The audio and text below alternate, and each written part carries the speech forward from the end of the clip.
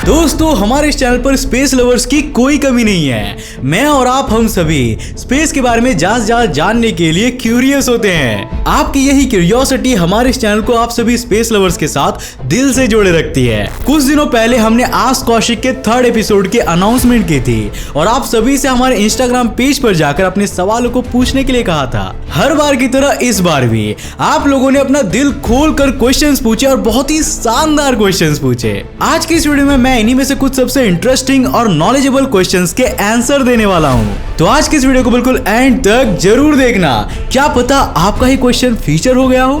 तो hello guys, मैं कौशिक और चलिए शुरू करते हैं आज के इस नए एपिसोड को। 007 SKS पूछते हैं कि स्पेस इतना ज्यादा ठंडा क्यों है।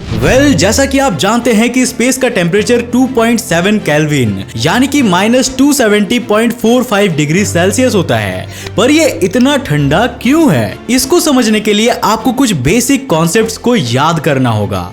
जब कोई ऑब्जेक्ट बहुत गर्म होता है तो उससे निकलने वाली हीट रेडिएशन कोल्डर ऑब्जेक्ट्स की ओर जाती है, जैसे कि सूरज की हीट धरती की ओर आ रही है। सूरज की हीट रेडिएशन के फॉर्म में धरती तक आती है। ये हीट रेडिएशन किसी ऑब्जेक्ट को तभी गर्म कर सकती है जब वो ऑब्जेक्ट डायरेक्टली इस हीट रेडिएशन के रास्ते में आ जाए। हीट ट्रांसफर की टेक्निक को रेडिएशन कहते हैं, लेकिन हमने छोटी क्लासेस में पढ़ा है कि हीट ट्रांसफर के 3 मेथड्स होती हैं: कंडक्शन, कन्वेक्शन और रेडिएशन।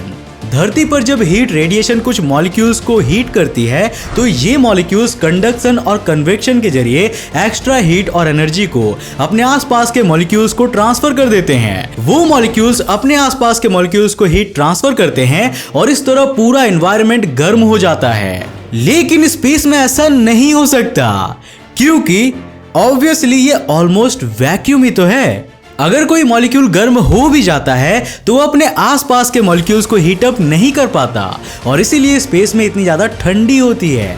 बिलियनर माइंड पूछते हैं कि अगर हमें धरती की ओर लाइट की स्पीड से आती हुई कोई बहुत ही ज्यादा छोटे एस्टेरॉइड के बारे में पता चलता है तो उस समय हमारी धरती की सिचुएशन क्या होगी।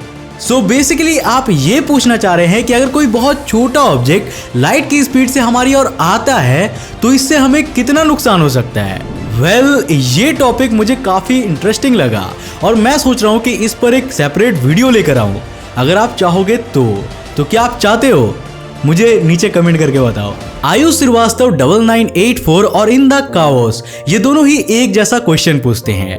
ये पूछ रहे हैं कि अगर लाइट का कोई मास नहीं होता तो फिर ये ब्लैक होल के पास जाकर बेंड क्यों हो जाती है। इसको समझने के लिए हमें सबसे पहले जनरल थियरी ऑफ रिलेटिविटी को समझना होगा। इसके अनुसार कोई ऑब्जेक्ट जितना ज्यादा मैसिव होता है वो स्पेस टाइम फैब्रिक को उतना ही ज्यादा डिस्टॉर्ट करता है। यहाँ आपको एक पॉइंट और याद रखना होगा, स्पेस में ट्रैवल कर रही लाइट के फोटॉन्स जब किन्हीं 2 पॉइंट्स के बीच में ट्रैवल करते हैं तो वो उनके बीच की शॉर्टेस्ट डिस्टेंस पर ही चलते हैं। ब्लैक होल्स इतने ज्यादा मैसिव होते हैं कि ये स्पेस टाइम फैब्रिक को इतना ज्यादा डिस्टॉर्ट कर देते हैं कि ये अपने आप में ही कर्व हो जाता है और लाइट को देखकर ऐसा लगता है मानो वो उसके अराउंड बेंड हो रही है। लेकिन रियलिटी तो ये है कि लाइट उस ऑब्जेक्ट से अट्रैक्ट नहीं हो रही होती, बल्कि लाइट के फोटॉन्स तो सिर्फ शॉर्टेस्ट पाथ पर ट्रैवल कर रहे होते हैं। ये फोटॉन्स उस डिस्टॉर्टेड कर्व्ड स्पेस टाइम में फंस कर रह जाते हैं और फिर वो ब्लैक होल से बाहर नहीं निकल पाते। द कुणाल 77 ने पूछा है कि क्या हो अगर हमारे पास इनफाइनाइट एनर्जी का सोर्स आ जाए तो। अगर आपने हमारे कार्डासेव स्केल वाले वीडियो को देखा होगा तो आप किसी भी सिविलाइजेशन के लिए एनर्जी की नीड के बारे में अच्छे से जानते होंगे। एक सिविलाइजेशन कितनी एनर्जी को इस्तेमाल कर सकती है वो उनके एडवांसमेंट को दिखाता है। अगर हमारे पास इनफाइनाइट एनर्जी का कोई सोर्स आ जाए तो हम बहुत ज्यादा तेजी से डेवलप होने लगेंगे। आज हम मार्स जैसे प्लेनेट को टेराफॉर्म करने के जो सपने देखते हैं ना और दूसरे स्टार्स पर जाने की ख्वाहिश रखते हैं, ये सारी चीजें हम बहुत जल्दी अचीव कर लेंगे। सोनू 11 ने पूछा है कि क्या एक सोलर सिस्टम में 3 या फिर उससे ज्यादा स्टार्स हो सकते हैं। 3 स्टार्स वाले सोलर सिस्टम तो हो सकते हैं और हाल ही में हमने एक ऐसे सोलर सिस्टम को देखा भी है। धरती से 149 लाइट ईयर्स दूर सिग्नस कॉन्स्टेलेशन में HD 188753 नाम का एक ट्रिपल स्टार सिस्टम है।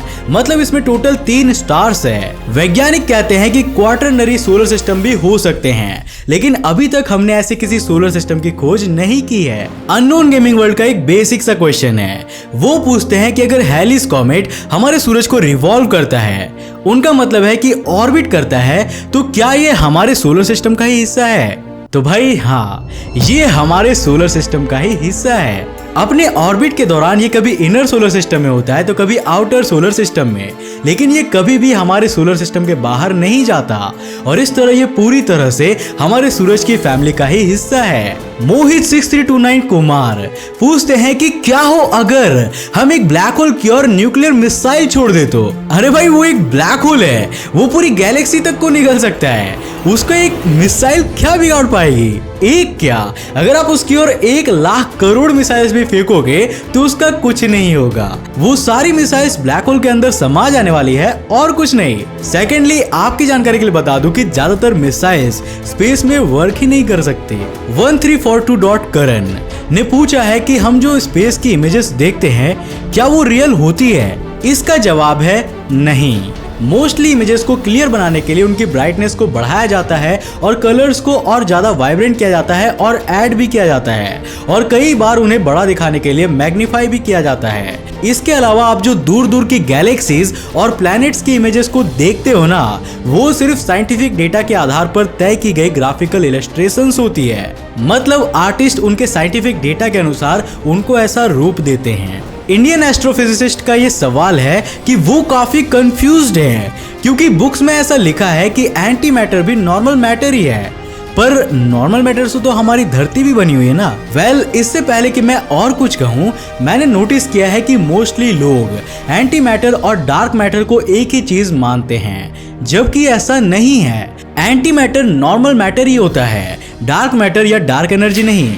इसे हम क्रिएट भी कर चुके हैं। ये नॉर्मल मैटर ही है और इसकी प्रॉपर्टीज भी नॉर्मल मैटर की तरह ही होती है, बस इसके चार्जेस उनके ऑपोजिट होते हैं। जबकि डार्क मैटर एक अननोन चीज है। हम इंसान यूनिवर्स के टोटल मास और टोटल एनर्जी को लेकर कंफ्यूज्ड हैं और इसको बैलेंस करने के लिए हम डार्क मैटर और डार्क एनर्जी को जिम्मेदार मानते हैं। आई होप अब आपको अपने सारे सवालों का जवाब मिल गया होगा। द हिरन पटेल पूछते हैं कि जिस तरह हमारी धरती सूरज को ऑर्बिट करती है, क्या उसी तरह कोई सूरज प्लैनेट को ऑर्बिट कर सकता है? वेल, इसका सीधा सा जवाब है नहीं। हमारे चैनल पर एक वीडियो आया था जिसमें मैंने आपको बताया था कि यूनिवर्स के सारे ऑब्जेक्ट्स रोटेट क्यों कर रहे हैं। इस वीडियो में मैंने आपको सोलर सिस्टम के फॉर्मेशन का बेसिक कॉन्सेप्ट समझाया था। जब कोई इंटरस्टेलर डस्ट क्लाउड रोटेट होने लगता है तो उसका मैटर सेंटर पर जमा होने लगता है और यही किसी सोलर सिस्टम का सूरज होता है। इसके बाद बचे हुए थोड़े बहुत मैटर से सूरज के चारों ओर एक्रीसेंट डिस्क बनती है। सोलर सिस्टम के सारे प्लैनेट्स और दूसरे ऑब्जेक्ट्स इसी एक्रीसेंट डिस्क में बनते हैं। अब जब प्लैनेट्स बचे हुए मैटर से ही बनते हैं तो वो कभी भी स्टार से बड़े नहीं हो सकते और उन्हें हमेशा स्टार को ही ऑर्बिट करना होता है।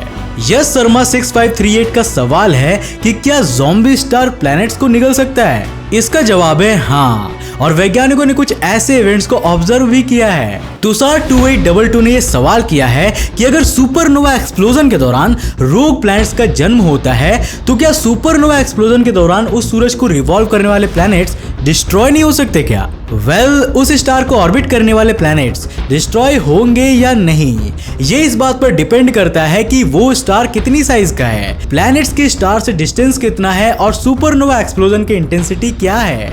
एग्जाम्पल के लिए अगर हम अपने सोलर सिस्टम की बात करें तो सुपरनोवा एक्सप्लोजन के कारण मर्क्यूरी और वीनस तो पक्के में डिस्ट्रॉय हो जाने वाले हैं, लेकिन शायद धरती डिस्ट्रॉय नहीं होगी। अब आप सोच रहे होंगे कि इतनी ज्यादा हीट और रेडिएशन के बाद भी धरती डिस्ट्रॉय नहीं होगी, ऐसा कैसे?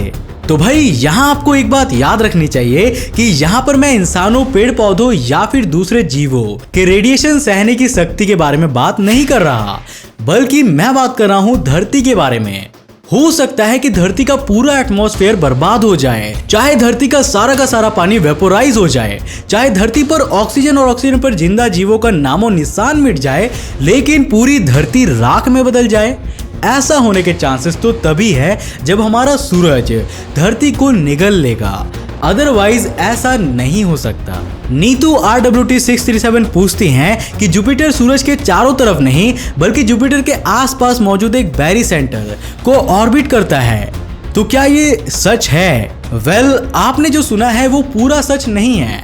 जुपिटर का अपना कोई भी बैरी सेंटर नहीं है। ये इतना ज्यादा मैसिव है कि ये सूरज के सेंटर ऑफ ग्रेविटी को थोड़ा सा अपनी ओर खींच लेता है। इससे सूरज और जुपिटर के बीच एक कॉमन इमेजिनरी बैरी सेंटर बन जाता है जो सूरज की सरफेस से बस थोड़ा सा ही बाहर होता है। हमारा सूरज और जुपिटर आपस में इसी को ऑर्बिट कर रहे होते हैं और बाकी सारे प्लैनेट्स भी कुछ इसी तरह का कॉन्सेप्ट फॉलो करते हैं। तो भाई आज के इस वीडियो में बस इतने ही सवाल आ सकते थे। आई नो कि अभी भी बहुत सारे सवाल बचे हुए हैं, लेकिन एक वीडियो में इतने सारे सवालों का जवाब देना पॉसिबल नहीं है। इसीलिए मैं आपसे ये रिक्वेस्ट करूंगा कि आप में से जिन लोगों के क्वेश्चंस रह गए हैं वो हार मत मानना या फिर निराश मत होना, बल्कि आप एक बार फिर से ट्राई करना जब हम इसका 4th एपिसोड लेकर आएंगे। हो सकता है कि उस वीडियो में आपका क्वेश्चन जरूर आ जाए। तो आपको आज का ये वीडियो कैसा लगा हमें नीचे कमेंट करके जरूर बताना। और अगर आप भी चाहते हो कि ऐसे ही Q&A में आप पार्टिसिपेट कर सको तो इंस्टाग्राम पे जाके जरूर फॉलो करना और फेसबुक पे भी। तो आज के लिए बस इतना ही। अगर आपको ये वीडियो पसंद आया तो इसे लाइक करने के साथ साथ अपने फ्रेंड्स और फैमिली के साथ जरूर शेयर करना। अगर आप नए हो इस चैनल पर तो ऐसे इंटरेस्टिंग वीडियोस के लिए चैनल को सब्सक्राइब करने के साथ साथ नोटिफिकेशन बेल को भी ऑन कर देना ताकि आप देख सको हमारे वीडियोस सबसे पहले। तब तक के लिए बाय, जय हिंद।